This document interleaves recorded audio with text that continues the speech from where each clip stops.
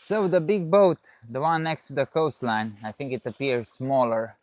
The big boat is named Christine. It used to belong to Aristotle Onassis, the great millionaire. I think by today's standards, he actually might be a billionaire. And the smaller boat right there is Christine's supply ship. That's definitely, a sign of wealth when your boats have boats themselves. Hi, good morning. I'm Stefan Baccio. I'm a writer. You can find my work on Substack, on Nether Street Blues. I'm not sure if YouTube will let me link it when I'll post this video, but just Google it. It's the only Nether Street Blues around. And now you're watching the Nether Street Blues YouTube channel. Please like, subscribe, hopefully leave a comment, and turn on that bell button to receive notifications. Everything helps with this algorithm. I'm not exactly sure how the algorithm works. And today I want to talk about translations once more. I talked about translations yesterday. And in my hand I have a book called Selected Poems by C.P. Cavafy, a Greek modernist poet who apparently doesn't translate all that well in English. A lot of his rhymes and wordplays, they get lost in translations. At least that's according to the translator. I don't speak any Greek as of now, even though I am in Greece, so it's quite fitting. And he has this poem. It's called "Waiting for the Barbarians." And although I'm tempted to read it to you, I won't. I'm gonna leave you the pleasure. It was written at the turn of the last century, of the previous century, somewhere between 1897 and 1904. And it describes a city, probably Rome, with everybody waiting for the barbarians. And at first, you think that it's something bad, but actually the people are expecting the barbarians, and the anxiety actually comes when the barbarians don't arrive. And I'm gonna spoil the ending for you. It says, why has this anxiety come upon us all at once? Why such confusion? How serious all the faces? Why are the streets and squares emptying so quickly, and all the people returning to their homes so subdued? Because night came and the barbarians never appeared. Later, some of our men arrived from the borders and gave us the news. There were no more barbarians. What are we going to do now without barbarians? Those people, they were kind of a solution. And I look at those boats behind me, and the boats aren't as big as the problem as the private jets, as the flock of private jets that flew to the guy from Amazon's. And I forgot his name. Eh, that's good. Oh, Jeff Bezos. I'm not that lucky to forget Jeff Bezos' name. He lives rent free in my head, sadly. So everybody has to recycle. Everybody must do their own part, except for the billionaires. And sadly, there are no more barbarians, and we have to come up with solutions ourselves. New solutions, and that's what literature. I think that's the main purpose of literature, at least from utilitarian point of view, to come up with new solutions, to help us come up with new solutions. And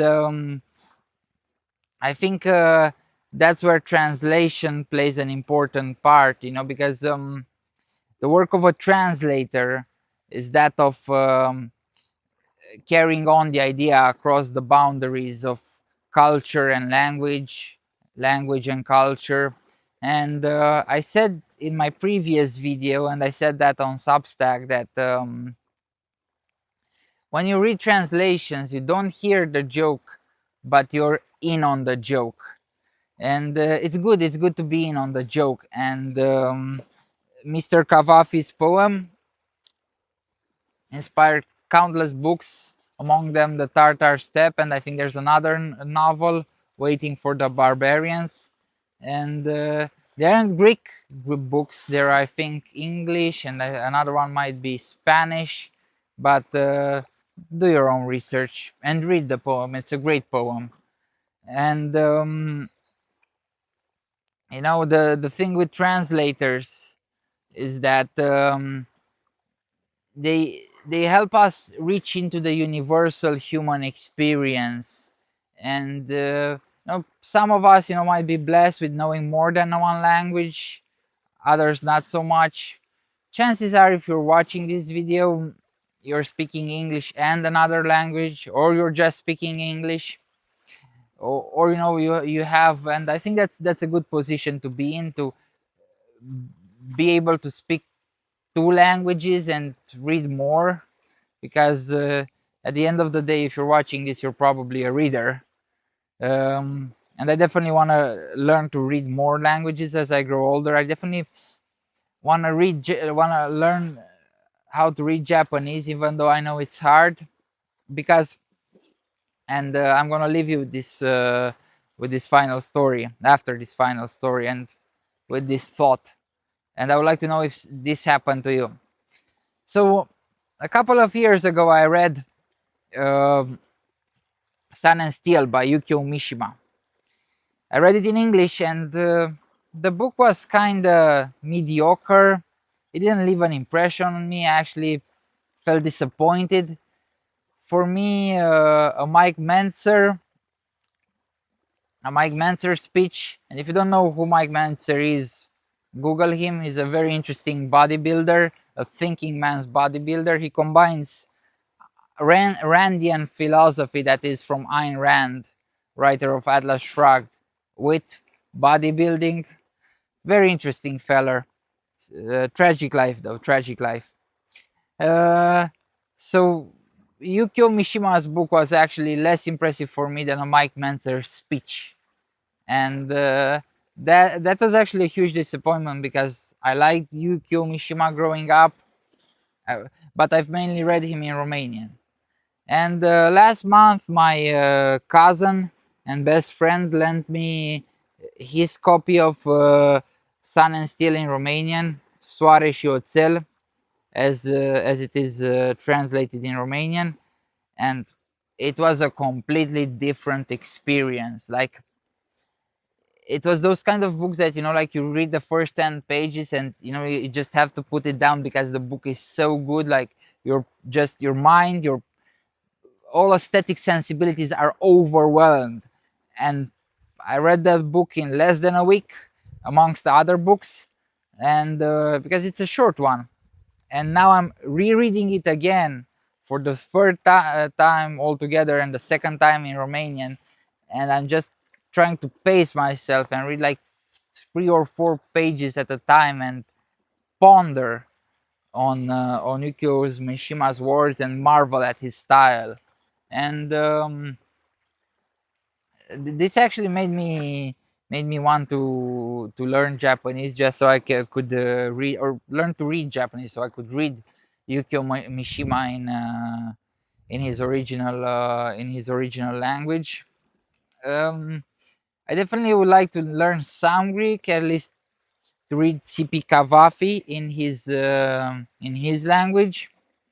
And yeah, definitely, this does something like this ever happen to you? You know, to read a book in one language and then another one, and I'm not talking about the original language. I want them to be translations both, and would definitely want to hear your thoughts.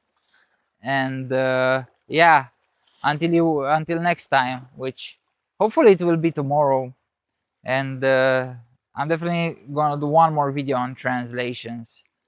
So yeah, again, please like, subscribe, turn on the bell notification button, leave a comment. Every little bit helps.